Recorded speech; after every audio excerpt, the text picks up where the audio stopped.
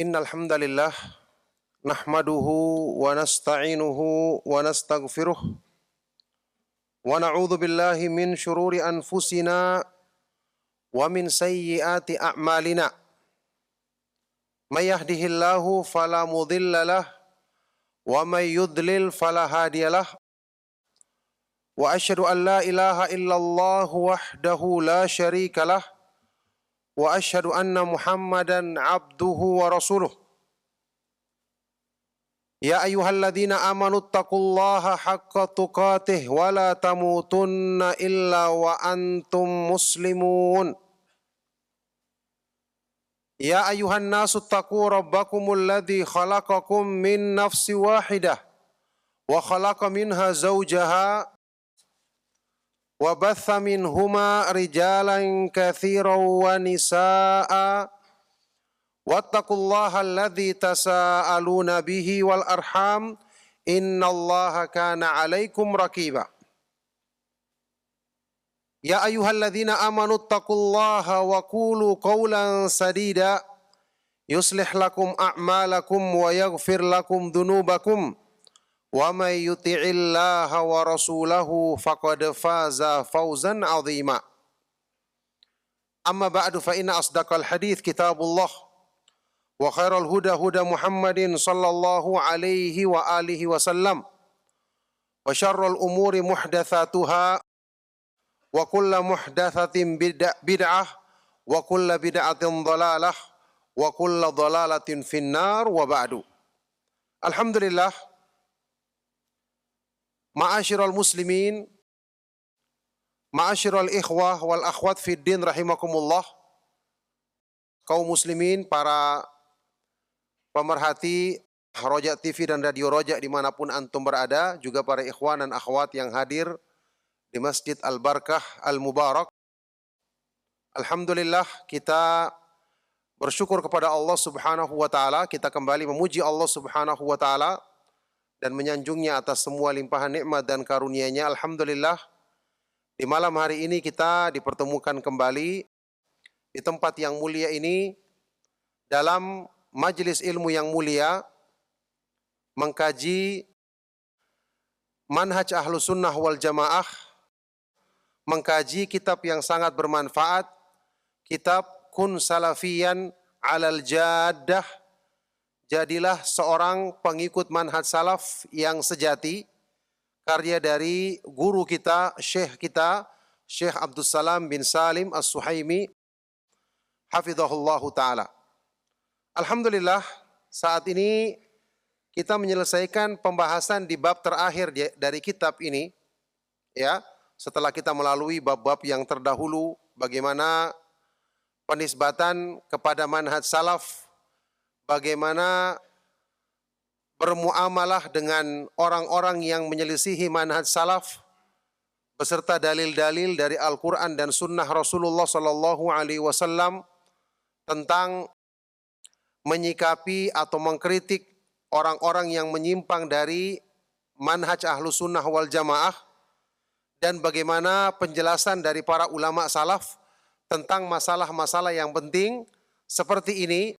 Dan ini tentu kalau kita tegakkan dengan ikhlas dan di atas ilmu, di atas pemahaman yang benar, dengan izin Allah Subhanahu wa Ta'ala akan menjadi sebab kita semakin teguh berpegang teguh dengan, semakin kuat berpegang teguh dengan metode pemahaman Ahlus Sunnah wal Jamaah, sekaligus memberikan pencerahan kepada kaum muslimin, orang-orang yang dikehendaki kebaikannya oleh Allah Subhanahu wa Ta'ala untuk bisa mengenal dan menempuh jalan Allah Subhanahu wa Ta'ala yang lurus. Barakallahu fikum, di pembahasan yang terakhir di kitab ini, Syekh Abdul Salam hafizahullah ta'ala membawakan bab khusus al-abwabul lati tajuzu fiha al-ghibatu wal jarhu inda ulama'il Islam. Bab-bab, ya, atau tempat-tempat yang diperbolehkan kita melakukan ghibah padanya,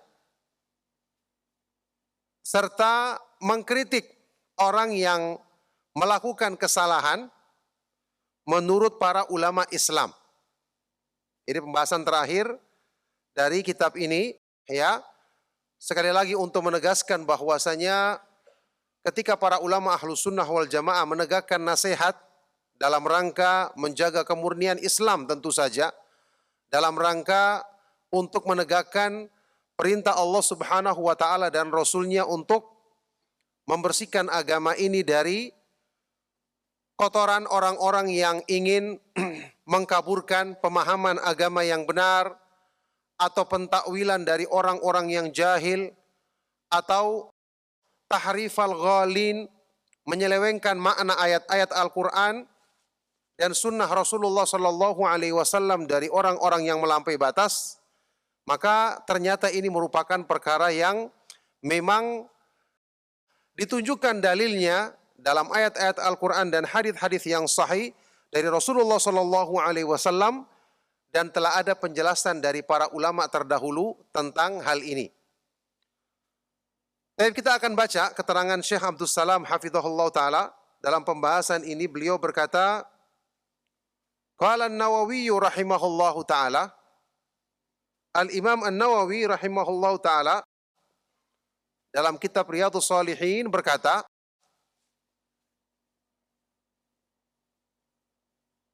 I'lam annal ghibata tubahu li gharadin sahihin syar'iyyin la yumkinul wusulu ilaihi illa biha wa huwa sittatu abwabin. Ketahuilah bahwasanya ghibah, kita tahu semua artinya ghibah apa? Kata Rasulullah Sallallahu Alaihi Wasallam dalam hadis yang sahih tentang ghibah, dzikruka akhaka ma yakrah. Kamu menyebutkan hal-hal yang tidak disukai oleh saudaramu tentang dia di belakangnya. Apa hukum asalnya dalam Islam? Jelas diharamkan dan termasuk dosa besar. Tetapi karena ada kemaslahatan yang lebih besar, ya, para ulama menetapkan ada tempat-tempat atau pengecualian dari keharaman ghibah yang di tempat-tempat ini diperbolehkan. Kata beliau di sini, ketahuilah bahwasanya ghibah, menyebutkan kejelekan orang lain di belakangnya, itu diperbolehkan karena ada tujuan yang benar, yang sesuai dengan syariat, yang tidak mungkin bisa dicapai kemaslahatan syariat ini atau tujuan yang benar dalam syariat ini kecuali dengan melakukan ghibah tersebut. Yang beliau sebutkan di sini, wa huwa sittatu abwabin, dan ada 4 tempat. Ada 6 tempat. Ada 6 alasan. Ya, dengan alasan inilah diperbolehkan ghibah. Ikhwan dan akhwat fiddin rahimakumullah, kaum muslimin, para pemerhati Roja TV dan Radio Roja dimanapun antum berada, serta ikhwan dan akhwat yang hadir di Masjid Al-Barkah rahimakumullah. Sudah pernah kita bahas di pembahasan yang lalu tentang hadis Rasulullah Sallallahu Alaihi Wasallam ketika menasihati seorang sahabat perempuan yang dilamar oleh 2 orang sahabat. Ketika itu Rasulullah Sallallahu Alaihi Wasallam menyebutkan kejelekan 2 orang sahabat ini, padahal para sahabat jelas kebaikannya banyak. Yakni Fatimah bintu Qais dalam hadis riwayat Imam Muslim, ketika dilamar oleh Muawiyah radhiyallahu taala anhu dan Abu Jaham. Datanglah dia meminta nasihat kepada Rasulullah Sallallahu Alaihi Wasallam tentang 2 sahabat ini. Ketika itu Rasulullah SAW menyebutkan kejelekan 2 sahabat ini, padahal pastinya mereka punya banyak kebaikan. Namanya juga sahabat, mereka berjihad, mereka sholat di belakang Rasulullah SAW, itu sudah kebaikan besar, iya kan? Cukup mereka bersabar masuk Islam ketika banyaknya cobaan saat itu. Ini kebaikan besar. Ketika itu Rasulullah SAW mengatakan kepada Fatimah bintu Qais radhiyallahu taala anha, Amma Muawiyatu fasu'lukun la malalahu. Adapun Muawiyah dia orang miskin, tidak ada hartanya.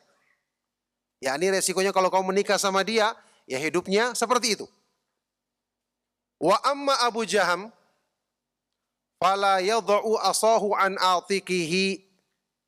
Adapun Abu Jaham dia tidak pernah meletakkan tongkatnya dari pundaknya.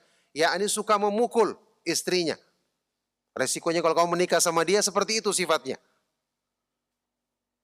Ini berhubungan dengan kemaslahatan siapa?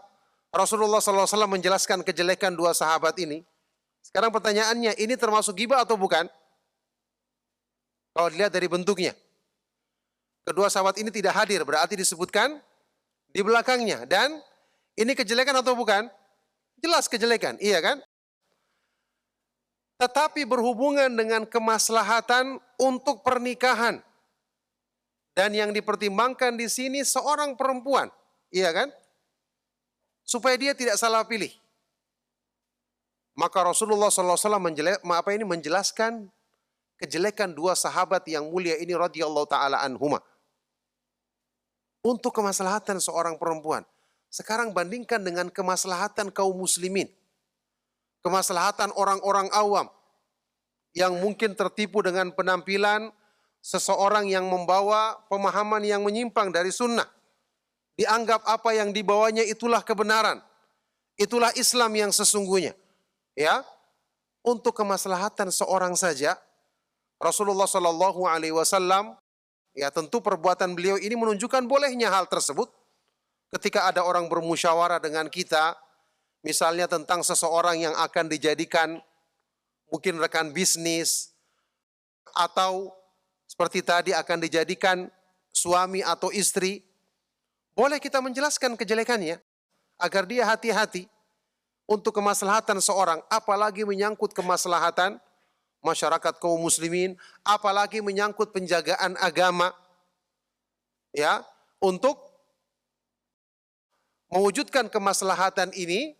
Maka disinilah yang disebutkan oleh para ulama tentang pengecualian dari haramnya perbuatan ghibah yang hukum asalnya diharamkan di dalam Islam.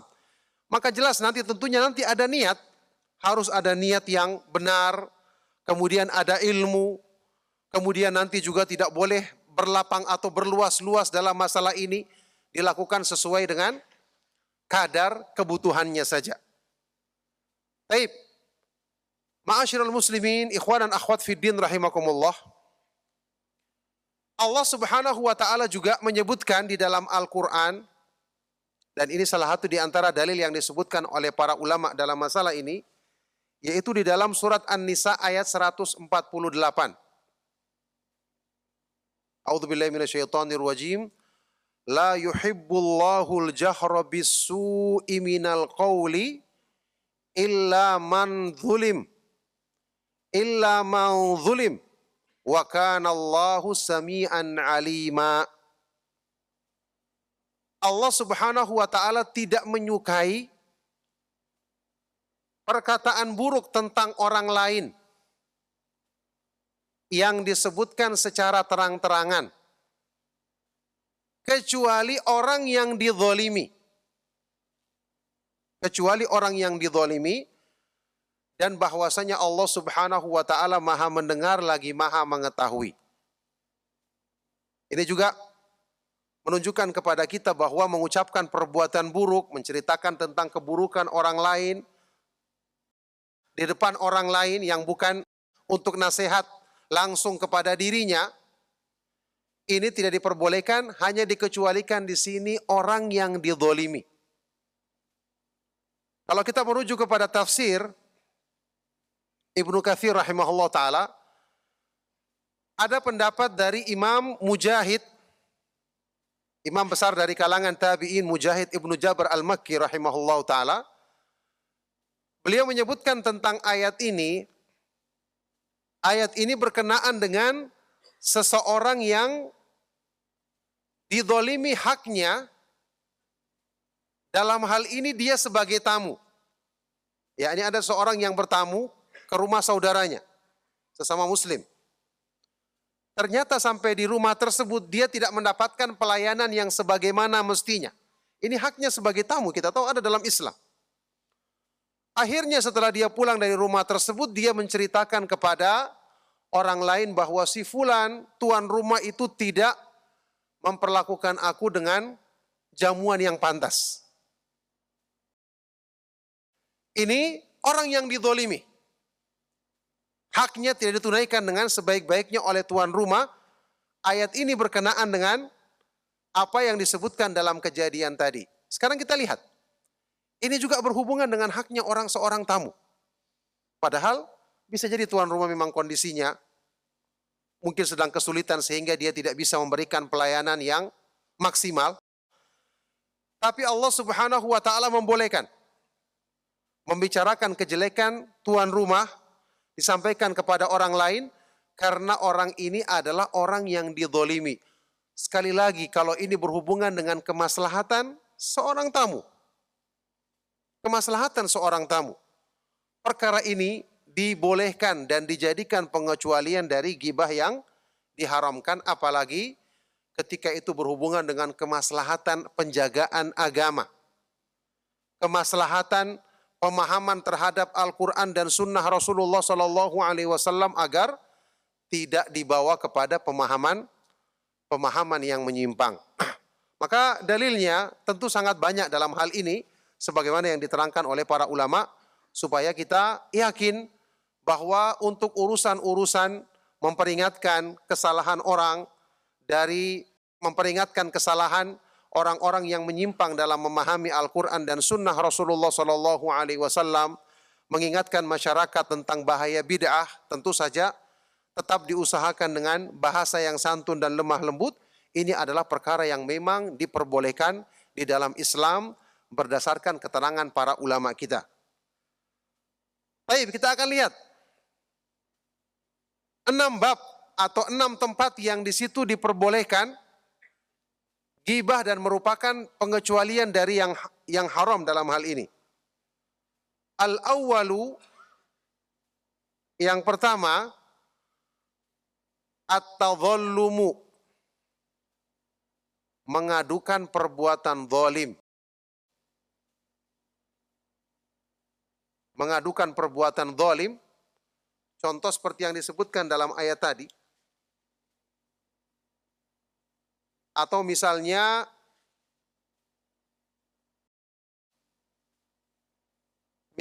orang yang mengadukan dirinya di depan hakim.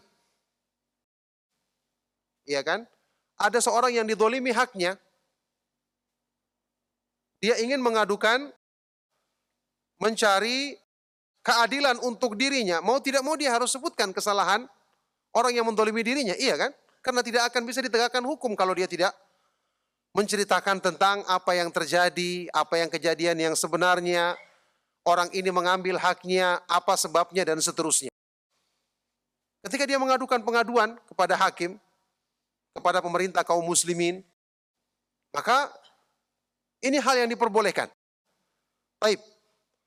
Atsani, yang kedua, al-isti'anatu ala taghyiril munkar wa raddul 'asi ila shawab. Meminta pertolongan untuk merubah kemungkaran. Tidak semua orang bisa merubah kemungkaran sendirian, iya kan? Ada satu kemungkaran, ketika antum turun tangan sendiri, bisa jadi antum akan celaka. Maka datanglah kita misalnya kepada polisi atau kepada aparat, kita adukan. Maka mesti kita akan ceritakan keburukan yang terjadi di tempat tersebut. Ya, ini diperbolehkan. Karena kita ingin tujuannya untuk merubah kemungkaran tersebut agar bisa dicegah keburukan tersebut. Dan untuk raddil 'asi ila shawab, untuk mencegah pelaku maksiat agar kembali kepada kebenaran. Agar kembali kepada kebenaran. Antum punya seorang teman yang melakukan kesalahan. Ketika antum datang menasihati dia, ternyata dia menganggap selevel. tidak mau dengarkan nasihat kita. Ya, intinya susah dinasihati. Antum mengetahui ada seorang yang berilmu, mungkin ustadz, yang dekat dengan teman ini dan antum ketahui teman ini sangat segan dan hormat kepada ustadz ini. Antum niatnya ingin teman ini agar dapatkan nasihat. Ternyata antum sampaikan nasihat malah dia ngeyel, membantah, atau menganggap nasihat kita tidak begitu berpengaruh bagi dirinya. Maka dengan pertimbangan agar dia bisa berubah, antum datang ke orang yang dihormatinya ini atau ustadz yang diseganinya ini, antum ceritakan. Ada teman si fulan, dia sangat hormat kepada antum ustadz, kalau antum yang menyampaikan hal ini kepada dia, insya Allah dia akan menerima nasihat tersebut. Ini diperbolehkan. Karena kita sudah berusaha dengan diri kita, ternyata tidak diterima. Ya, sepanjang cerita keburukan ini tidak sampai menyebar luas, lebih daripada orang yang kita bisa harapkan menasihati dia, maka ini termasuk hal yang diperbolehkan. Baik, ats-tsalits, yang ketiga.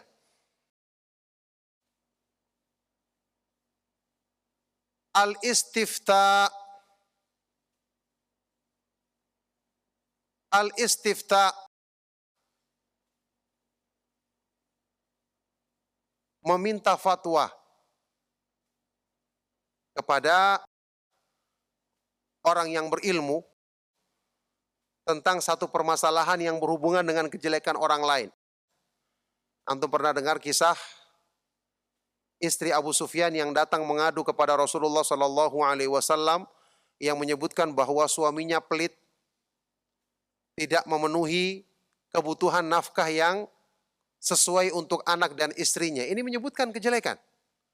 Tapi dalam rangka meminta solusi, bagaimana kalau terjadi seperti ini?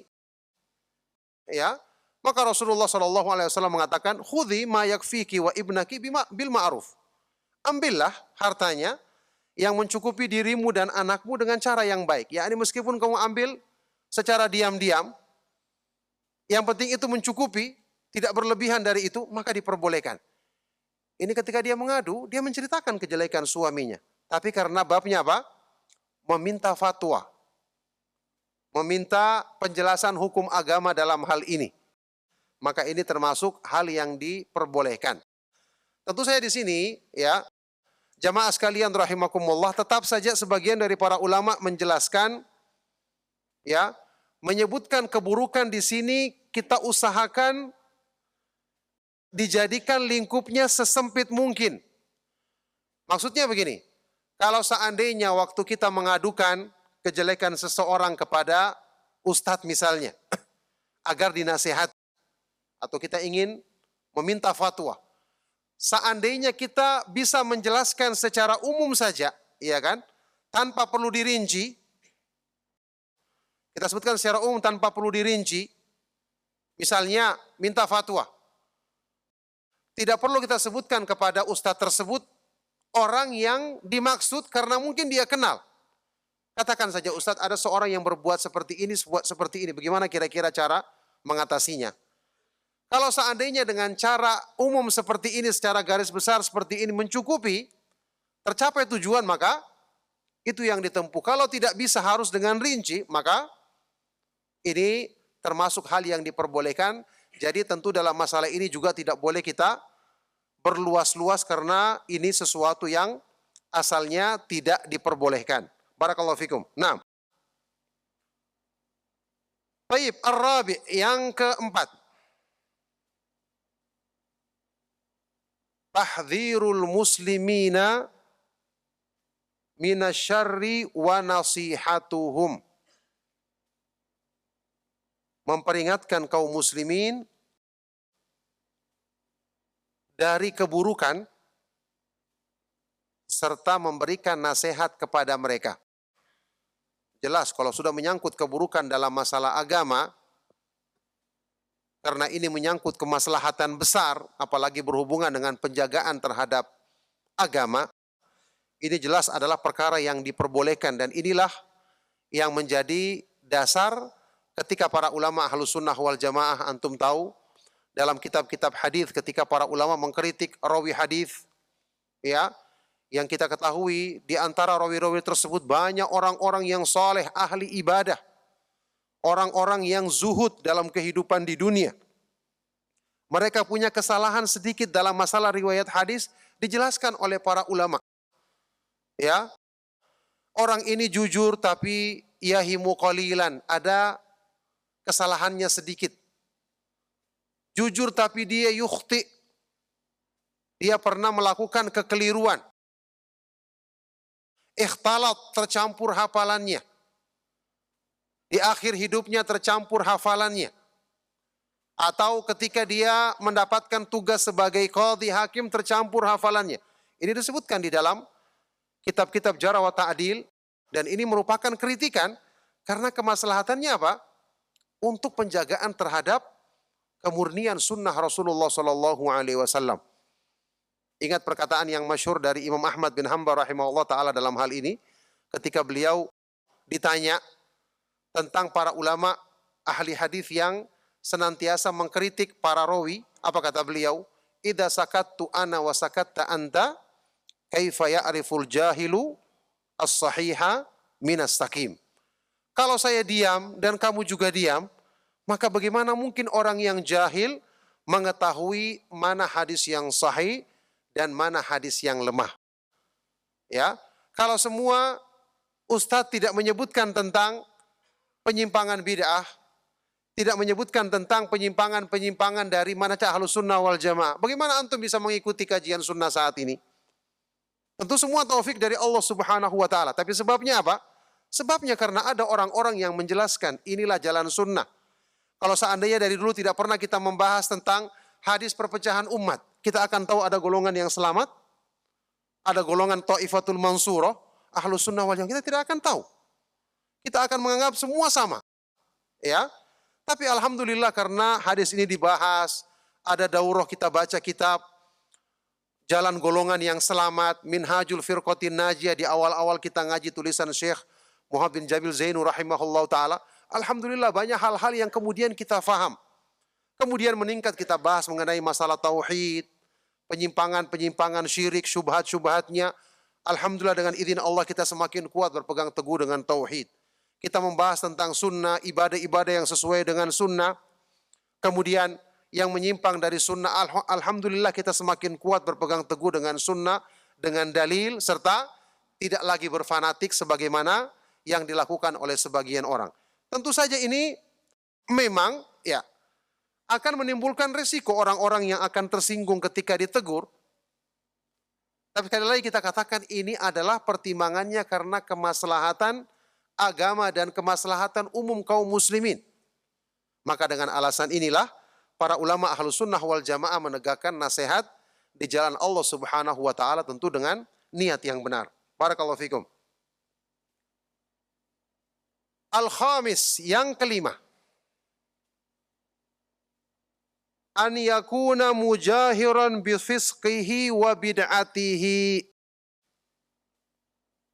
Seseorang yang melakukan perbuatan terang-terangan, melakukan perbuatan buruk secara terang-terangan, yakni kefasikan atau kebid'ahan. Kalau seandainya perbuatan buruk tersebut dilakukan sembunyi-sembunyi, tidak diumumkan, maka haknya juga tegurnya sembunyi-sembunyi. Kita datangi dia secara berdua, ajak dia, lakukan nasihat 4 mata, ya, karena perbuatan buruknya tertutup. Tapi ketika dia menyampaikan terang-terangan di depan ceramah, kemudian bahkan dia mengesankan itulah kebenaran, banyak orang yang terpengaruh dan menganggap itulah Islam yang benar, maka berarti harus juga terang-terangan dalam mengingkarinya. Jadi dalam Islam itu perbuatan maksiat diingkari sesuai dengan kadar tersebarnya maksiat tersebut.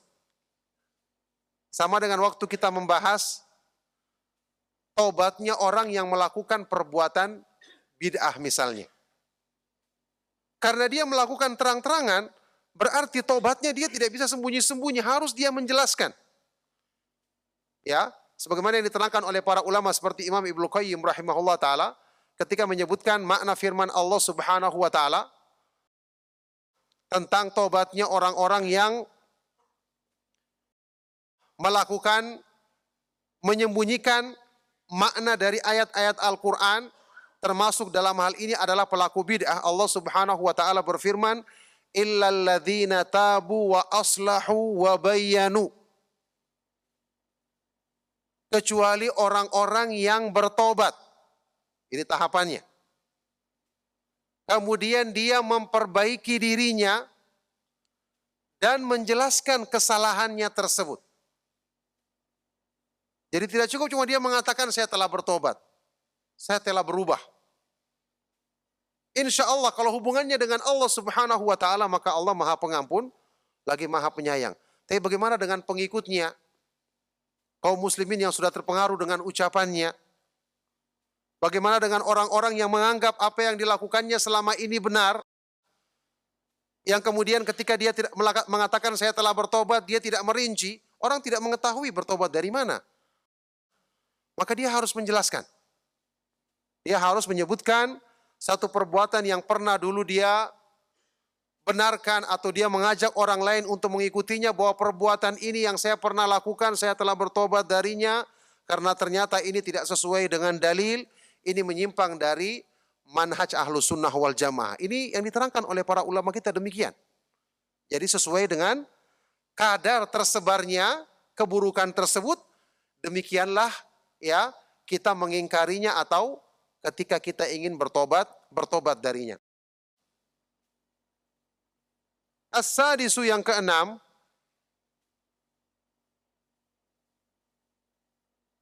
at-ta'rif. Ini juga diperbolehkan.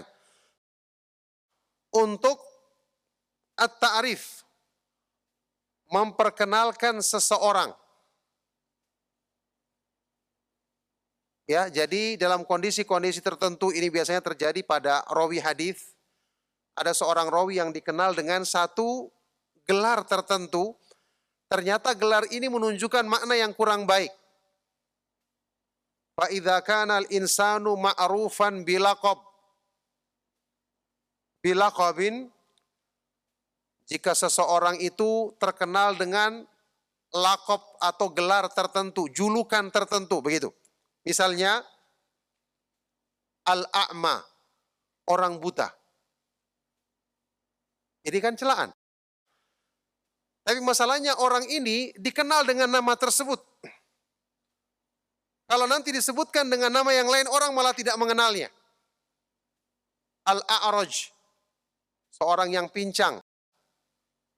Ini disebutkan oleh para ulama di dalam menyebutkan sebagian dari rawi, seperti Al-A'mash, ya, imam besar dari kalangan tabi'in penduduk Kufah, Sulaiman ibnu Mahran Al-Kahili Al-Kufi, yang termasuk porosnya riwayat dari penduduk Kufah di zaman tabi'in. Beliau disebut dengan Al-A'mash. Ya, ada Imam Al-A'raj. Kemudian Al-Asam, seorang yang tuli. Jaza ta'rifuhum bidzalik, maka boleh diperkenalkan atau disebut namanya dengan gelar atau julukan yang sudah terkenal ini. Ini sekali lagi dalam kondisi dibutuhkan. Adapun dalam kondisi-kondisi yang orang sudah mengenal dia, maka tidak perlu kita menggunakan julukan tersebut. Baik. Wa qad nadhama ba'dul ulama'i hadhil abwaba fi qawlihi. Kemudian sebagian dari para ulama telah membuat nazam, yakni semacam syair untuk menyebutkan 6 perkara yang merupakan pengecualian dari ghibah yang diharamkan ini. Salah seorang ulama ada yang menyebutkan bait syair seperti ini. Al-qadhu laisa bighibatin fi sittati mutadhallimun wa mu'arrifun wa muhadziru wa mujahirun fisqan wa mustaftin wa man talabal i'anata fi izalati munkari.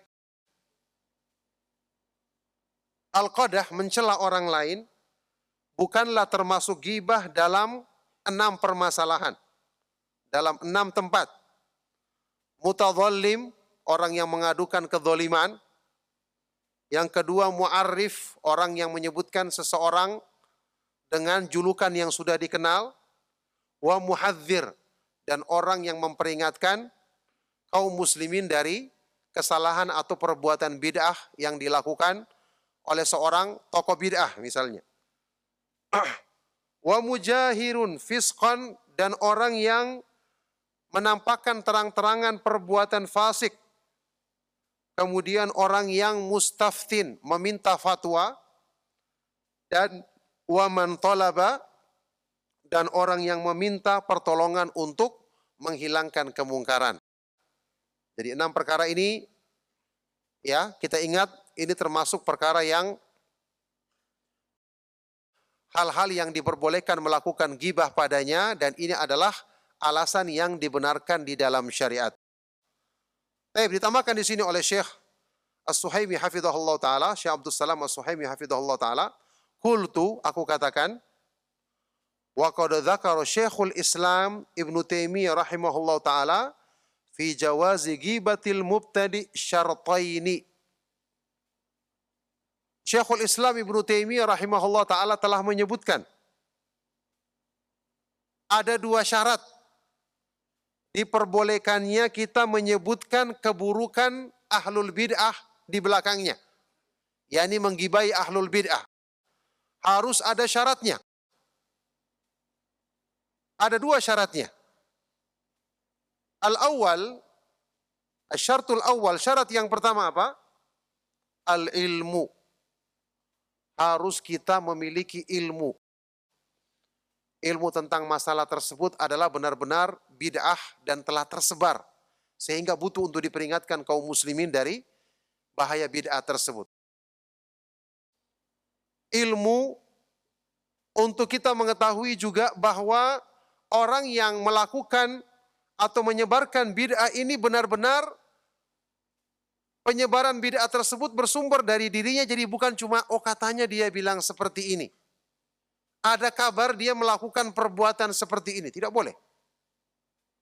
Mungkin saya pernah cerita kepada antum dulu, ya, sebagian dari masyayikh kita, seperti Syekh Abdul Malik Ramadhani Al-Jazairi hafizahullah taala, pernah menyebutkan ketika dia ingin membantah seseorang yang punya pemikiran takfir, ya, beliau mengatakan, waktu kita berkunjung ke rumah beliau hafizahullah taala, beliau menjelaskan bahwa sebenarnya untuk membantah kesalahan orang ini sangat mudah, karena jelas sekali dalil-dalilnya dan kitab-kitab para ulama telah menjelaskannya. Apalagi dalam masalah ini kita tahu banyak bantahan dari para ulama, tinggal menukil penjelasan mereka. Tapi yang susah adalah mengumpulkan data yang benar-benar sumbernya bisa dipertanggungjawabkan. Karena orang ini jelas dia sudah mengucapkan, tapi kan kita butuh misalnya rekaman ceramahnya, berarti harus dengarkan mungkin CD yang terekam atau mungkin ada di YouTube dan seterusnya. Ya. Kemudian kalau tulisan kita harus cari tulisannya. Jadi yang mengumpulkan data seperti ini karena dalam rangka untuk benar-benar memastikan bahwa kesalahan atau pemahaman bid'ah ini benar-benar diucapkan oleh orang tersebut, karena yang namanya menuduh dusta ini sampai pun terhadap pelaku bid'ah, bahkan orang kafir tidak boleh kita lakukan. Iya kan? Yang namanya kita mengatakan dia berbuat seperti ini padahal tidak terbukti. Ini tidak boleh kita lakukan kepada siapapun. Ya. Jadi benar-benar kita punya ilmu dalam masalah ini. Kita punya ilmu syar'i untuk menjelaskannya, kita juga punya ilmu tentang bahwa orang ini benar-benar mengucapkan atau mengatakan melakukan perbuatan bid'ah tersebut. Tanian, syarat yang kedua, harus ada yang namanya husnun niyah. Niat yang benar. Jadi niatnya bukan cuma sekedar balas dendam atau menunjukkan kepandaian atau hobi menjelek-jelekan orang lain. Tidak. Niatnya harus benar. Apa tujuannya? Menasihati. Menegakkan nasihat karena Allah. Ad-dinu an-nasihah. Agama ini adalah an-nasihat. Antum tahu, nasihat itu secara asal maknanya itu artinya dekat dengan makna ikhlas. Karena nasihat itu digunakan kata-kata nasoha dalam bahasa Arab untuk orang yang membersihkan, misalnya membersihkan madu dari kotoran. Sehingga secara makna, seperti penjelasan dari Imam Al-Khattabi, nasihat artinya adalah iradatul khairi lil mansuhi lahu. Menghendaki kebaikan untuk orang yang kita nasihati. Makanya dengan nasihat kita berusaha mencari cara agar orang ini mau menerima nasihat kita. Apalagi kalau perbuatan salahnya tersembunyi, kita berusaha kasih mukaddimah yang baik, berikan dulu hadiah, ucapkan ucapan yang baik agar dia tenang dulu, baru sampaikan kesalahan yang ingin kita tegur agar dia meninggalkannya. Ini namanya nasihat. Berarti memang kita niatkan untuk kebaikan. Tujuan kita adalah untuk nasihat. Baik. Ibnu Taimiyah rahimahullah ta'ala dinukilkan di sini ucapannya dalam hal ini. Beliau berkata, haitsu qala yarhamuhullah, beliau mengatakan dalam kitab, dinukil sini dari kitab Majmu'ul Masail war Rasail. Kata Ibnu Taimiyah rahimahullah ta'ala, thummal qailu fi dzalika bi'ilmin la budda lahu min husni niyatin. Kemudian orang yang mengucapkan ucapan ini ucapan menyebutkan kejelekan ahlul bid'ah untuk membantahnya, ya. Dia mengucapkannya dengan ilmu, itu pun harus disertai dengan niat yang baik. Disertai dengan niat yang baik. Makanya di sini membutuhkan ketakwaan kepada Allah. Dan kita tahu, nasihat yang disampaikan dengan niat yang baik akan mudah masuk ke hati orang yang mendengarkan nasihat tersebut. Inna dzikra idza kharaja minal qalbi waqa'a 'alal qalbi. Ini pernyataan dari seorang ulama besar dari kalangan tabi'in atau tabi'ut tabi'in, Muhammad ibnu Wasi'. Inna dzikra idza kharaja minal qalbi waqa'a 'alal qalbi. Nasihat dan peringatan kalau keluarnya dari hati ikhlas, itu akan mudah masuk ke dalam hati orang yang mendengarkannya. Makanya disinilah dibutuhkan keikhlasan dalam menyampaikan nasihat. Dibutuhkan niat karena ingin menjaga agama Allah Subhanahu wa ta'ala, karena ingin memberikan nasihat kebaikan kepada saudara kita.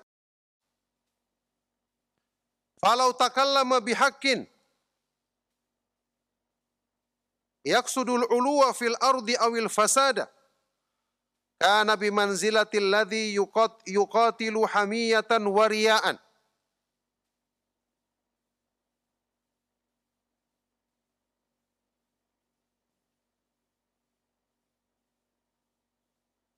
Seandainya orang itu mengucapkan kalimat yang benar, memang betul dia membantah perbuatan bid'ah dengan dalil, dengan nukilan penjelasan para ulama misalnya. Tapi ternyata tujuannya, maksudnya adalah untuk meninggikan dirinya, agar dia terkenal atau dianggap hebat. Tujuannya untuk ulu fil ardi, untuk kesombongan di muka bumi ini. Atau untuk melakukan kerusakan, maka ini kedudukannya seperti orang yang berperang dalam rangka hamiyah, dalam rangka fanatik, ingin membela kelompoknya, bukan tujuannya karena Allah Subhanahu wa ta'ala. Atau tujuannya untuk riya, untuk memperlihatkan amalnya kepada orang lain. Jadi meskipun dia berperang, benar-benar misalnya simbolnya atau slogannya adalah membela Islam, tapi tujuannya adalah tujuan-tujuan yang selain berperang di jalan Allah Subhanahu wa ta'ala, maka kedudukannya seperti orang yang tadi berbicara tentang ahlul bid'ah dengan dalil, tapi tujuannya untuk meninggikan dirinya. Wa in takallama li ajlillahi ta'ala mukhlishan lahu ad-dina kana minal mujahidina fi sabilillahi min warathatil anbiya'i khulafa'ir rusuli alaihi wassalatu wassalam walaysa hadzal babu mukhalifan liqaulihi sallallahu alaihi wasallam al-ghibatu dzikruka akhaka bima yakrah. Tapi kalau dia membicarakan tentang ahlul bid'ah karena Allah, niatnya ikhlas karena Allah, mengikhlaskan baginya agama, maka orang seperti ini adalah kedudukannya seperti orang yang berjihad, menegakkan jihad di jalan Allah Subhanahu wa taala. Dia termasuk pewaris para nabi dan khulafaur rusul.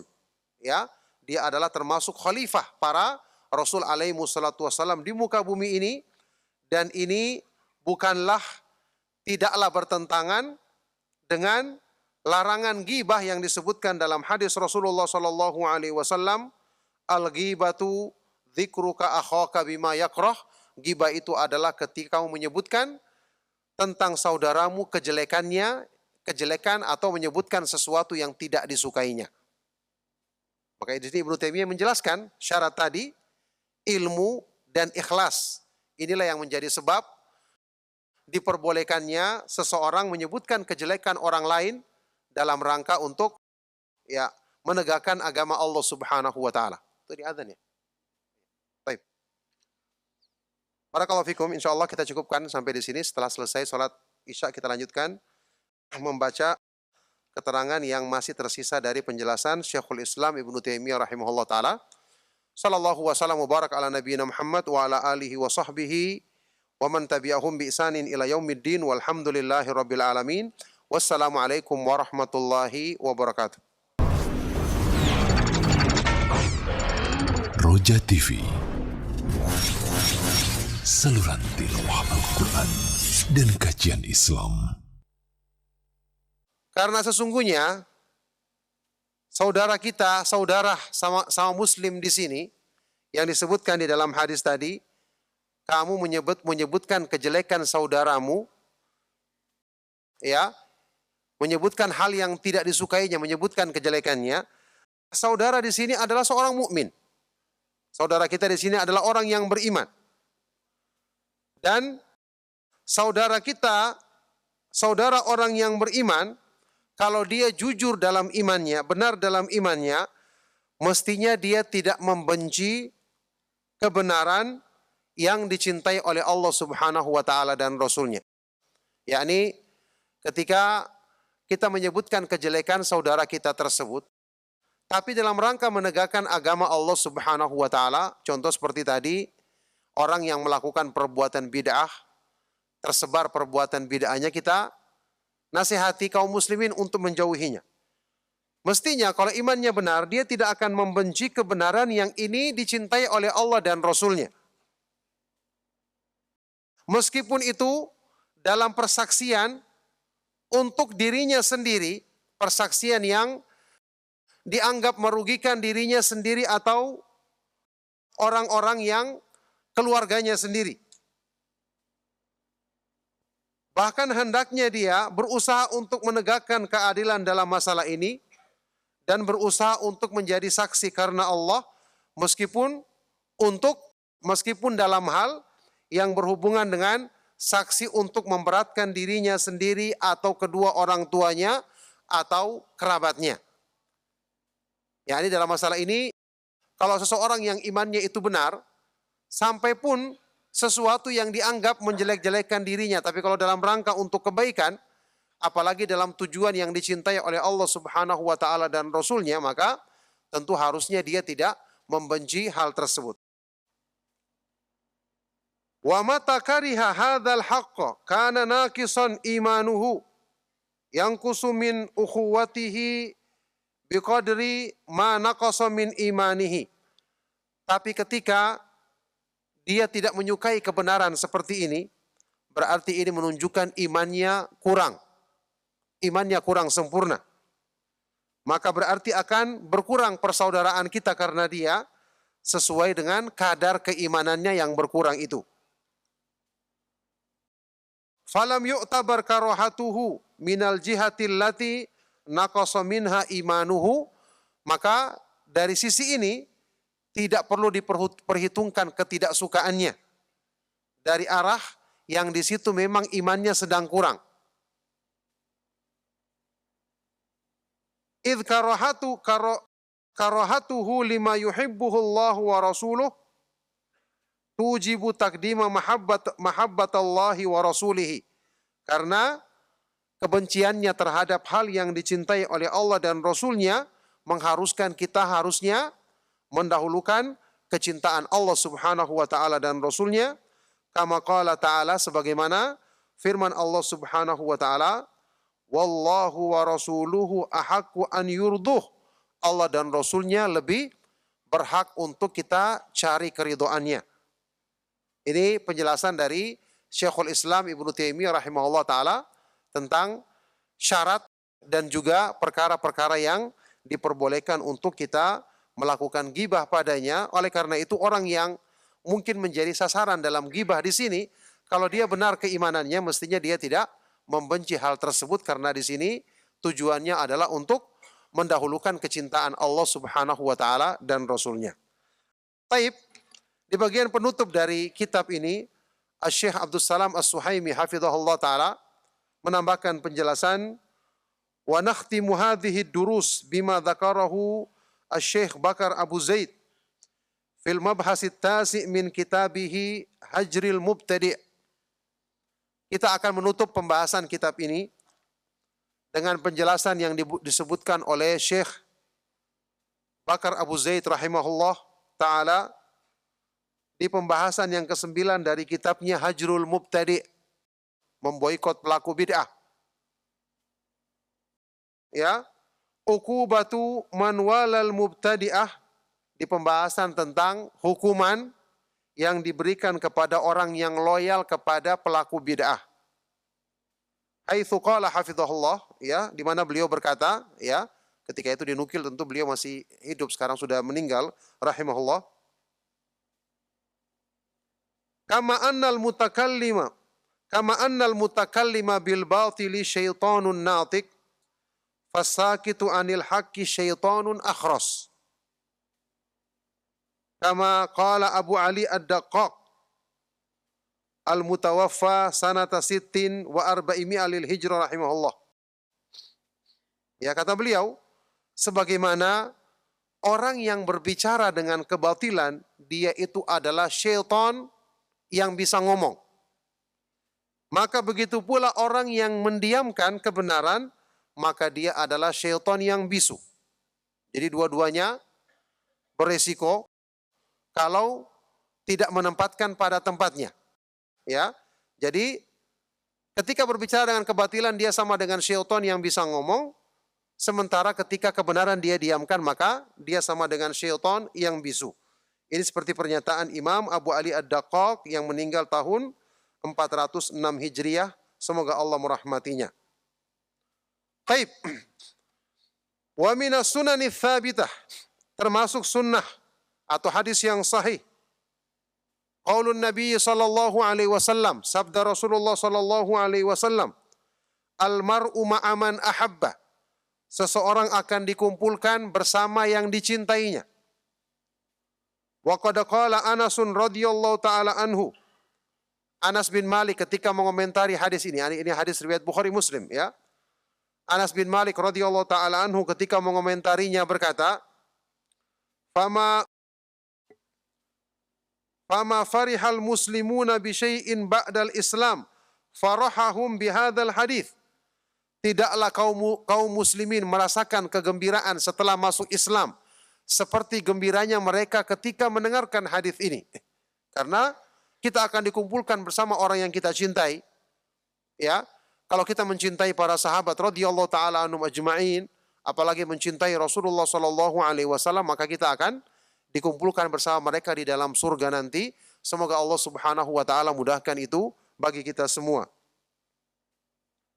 Wa qad shaddada al-a'immatu an-nakira ala man naqadha asl al-i'tiqadi fataraka hajral mubtadi'ati.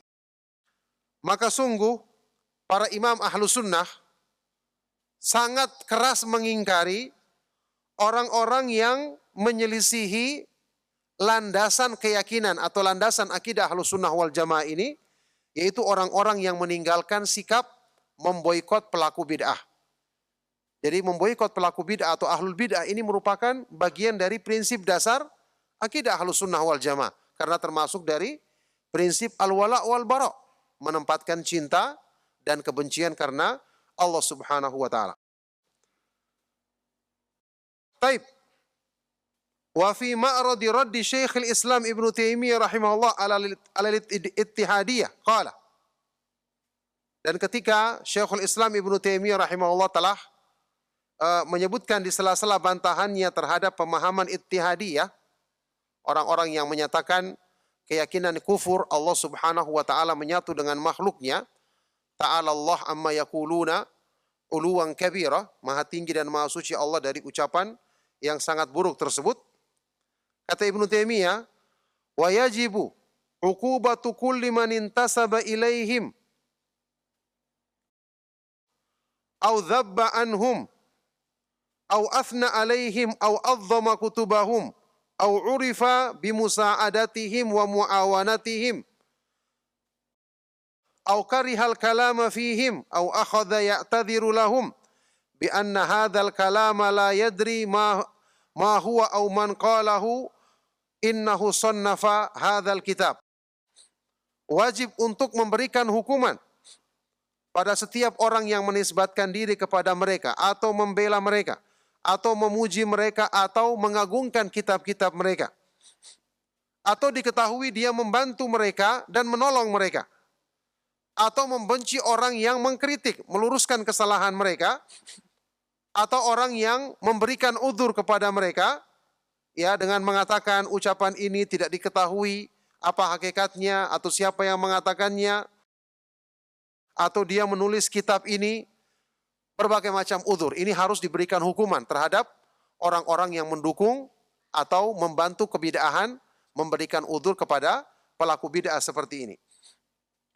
Wa amthalu hadhil ma'adhiri allati la yaquluha illa jahilun aw munafikun bal tajibu uqubatu kulli man arafa halahum wa lam yu'awin alal qiyami alaihim fa innal qiyama ala haula'i min a'dhamil wajibati li'annahum afsadul uqula wal adyana ala khalqin minal masyayikh wal ulama'i wal muluki wal umara'i wa hum yas'auna fil ardi fasada wa yasudduna an sabilillah. Masih kata beliau, ya, dan hal-hal lain yang semisal udzur-udzur seperti ini yang tidak akan diucapkan kecuali oleh orang yang jahil atau orang yang munafik. Na'udzubillah min dzalik. Bahkan wajib memberikan hukuman kepada semua orang yang mengenal keadaan mereka tapi tidak menolong untuk menegakkan hujah membantah mereka. Karena sesungguhnya menegakkan kebenaran terhadap mereka ini adalah termasuk kewajiban yang paling besar dalam Islam. Ya, karena mereka telah merusak akal, pemahaman manusia, merusak agama, ya, merusak terhadap sekelompok orang dari para masyayikh dan para ulama, mempengaruhi para raja dan para pemimpin dengan pemahaman yang sesat ini, dan mereka adalah orang-orang yang mengusahakan kerusakan di muka bumi dan menghalangi manusia dari jalan Allah Subhanahu wa taala. Maka ini penjelasan dari Syekhul Islam Ibnu Taimiyah rahimahullah taala, kemudian dikomentari oleh Syekh Bakar Abu Zaid rahimahullah. Farahimallahu Syekhul Islam Ibnu Taimiyah wasaqahu min salsabilil jannati amin. Maka semoga Allah merahmati Syekhul Islam Ibnu Taimiyah dan semoga Allah Subhanahu wa taala memudahkannya untuk meminum dari sungai Salsabil, mata air Salsabil di surga nanti. Amin. Fa inna hadzal kalama fi ghayati diqqati wal ahamiyah. Sungguh ucapan yang beliau ucapkan ini benar-benar merupakan ucapan yang sangat teliti dan sangat penting. Wa huwa wa in kana fi khususi mudhaharatil ittihadiyati illa annahu yantadhimu jami'al mubtadi'ati. yang mana ucapan beliau ini, ya, meskipun khususnya ketika membahas penyimpangan al-ittihadiyah, orang-orang yang punya pemahaman tadi meyakini Allah Subhanahu wa taala menyatu dengan makhluknya, pemahaman yang sangat kotor, naudzubillah min dzalik. Akan tetapi kata Syekh Bakar Abu Zaid, ini sesuai untuk dipraktekkan kepada semua ahlul bid'ah. Semua pelaku bid'ah, bukan cuma dalam bid'ah ini saja. Fakullu man dhahara mubtadi'an fa'adhamahu aw adhama kutubahu wa nasharaha bainal muslimina wa nafakha bihi wa biha wa asya'a ma fiha min bid'in wa dhalalin wa lam yakshifhu fima ladaihi min zaygin wa ikhtilalin fil i'tiqadi inna man fa'ala dhalika fahuwa mufarritun fi amrihi wajibu qat'i syarrihi li'alla yata'adda ilal muslimin. Maka semua orang yang membantu atau mendukung ahlul bid'ah dengan mengagungkannya atau mengagungkan kitab-kitabnya, menyebarkan kitab-kitabnya di kalangan kaum muslimin, atau membesar-besarkannya, membesarkan pelaku bid'ahnya dan kitab-kitabnya, serta menyebarkan pemahaman bid'ah dan kesesatan yang terdapat di dalam kitab-kitab tersebut, dan tidak menjelaskan kesesatan dan kerusakan akidah di dalamnya, sungguh orang yang melakukan seperti ini berarti orang yang melampaui batas dalam urusannya. Wajib untuk kita segera memutus keburukan ini supaya tidak menular kepada kaum muslimin yang lainnya, tidak menimpa kaum muslimin yang lainnya. Wa qad ubtulina hadzal zamana bi aqwamin ala hadzal minwali yu'azzimuna al-mubtadi'ata wa yanshuruna maqalatihim. Sungguh musibah telah menimpa kita di zaman ini dengan keberadaan orang-orang yang mengikuti model seperti ini. Mereka mengagungkan pelaku-pelaku bid'ah atau ahlul bid'ah serta menyebarkan ucapan-ucapan sesat mereka. Wala yuhadziruna min saqatatihim wa ma hum alaihi minadh dhalal, serta tidak memperingatkan keburukan-keburukan yang mereka lakukan dan penyimpangan-penyimpangan yang mereka ucapkan. Fahdharu abal jahlil mubtadi hadza na'udzubillahi minasyaqai wa ahlihi. Maka waspadalah kalian kaum muslimin dari Abul Jahal, bapaknya kejahilan, ya, ahlul bid'ah seperti ini. Semoga Allah Subhanahu wa taala melindungi kita dari segala kebinasaan dan orang-orang yang melakukan kebinasaan tersebut. Na'udzubillahi min dzalik. Ini pernyataan yang dinukil oleh Syekh Abdus Salam As-Suhaimi hafizahullah taala untuk menutup pembahasan di kitab yang sangat bermanfaat ini. Semoga kita bisa mengambil faedah dan menjadi sebab untuk semakin menguatkan kita berpegang teguh dengan manhaj Ahlus Sunnah wal Jamaah sampai kita menghadap Allah Subhanahu wa taala pada hari kiamat nanti di atas Islam dan di atas sunnah Rasulullah sallallahu alaihi wasallam, tentu dengan taufik dan rahmat dari Allah Subhanahu wa taala. Demikianlah kajian kitab ini telah selesai. Ya, mudah-mudahan menjadi ilmu yang bermanfaat yang mewariskan amalan soleh. Demikian kajian kita di malam hari ini, kita cukupkan. Mohon maaf atas segala yang salah dan kurang. Sallallahu wasallam wa barak ala nabiyina Muhammad wa ala alihi wa sahbihi wa man tabi'ahum bi ihsanin ila yaumiddin walhamdulillahi rabbil alamin. Subhanakallahumma wa bihamdika asyhadu an la ilaha illa anta astaghfiruka wa atubu ilaik. Wassalamu alaikum warahmatullahi wabarakatuh.